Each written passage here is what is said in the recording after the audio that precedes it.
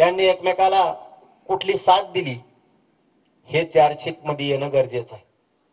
नसता तुम्ही म्हणताल की आम्ही आरोपी अटक केले, त्यांच्यावरती गुन्हे दाखल केले, परंतु तो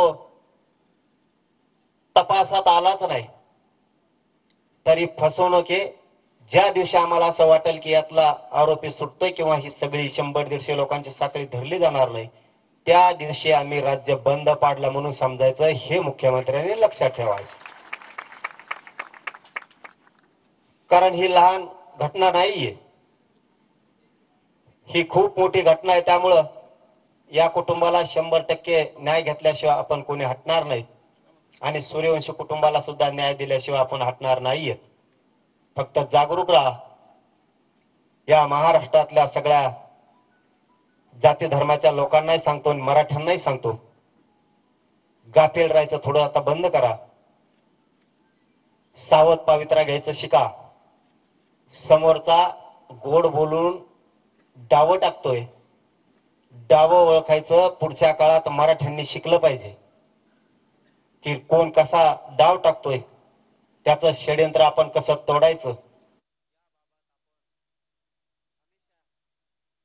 सतर्क असलं पाहिजे, सावध असलं पाहिजे. यांना कोणची चाल खेळू द्यायची नाही. यांनी टाकलेली चाल तोडायचं काम आपण करायचंय. शेवटी एक लक्षात ठेवा, आपला न्याय आपल्याला घ्यावा लागतो. राजकारण हे राजकारणाच्या ठिकाणी असतं, पण ज्यावेळेस अस्मितेवर घाला येतो, ज्यावेळेस एक कुटुंब उन्हात पडतं, ज्यावेळेस एक लेक टाहो फुटती, एक भाऊ न्यायासाठी वन न्याय मागत हिंडतो, त्यावेळेस त्यांच्या पाठीशी उभा राहणं समाजानं मायबाप म्हणून गरजेचं असतं. अशी वेळ कोणावरती येऊ, असा काळ आणि असं महासंकट कोणावरती खरंच येऊ नये. ही राजकारण करायची जागा नाहीये. हे राजकारण 4 दिवस केलं जातं, नाही केलं जात. परंतु देशमुख कुटुंबावरती जी वेळ आली ना, ही कुठल्याच राज्यातल्या कुटुंबावर येऊ नये.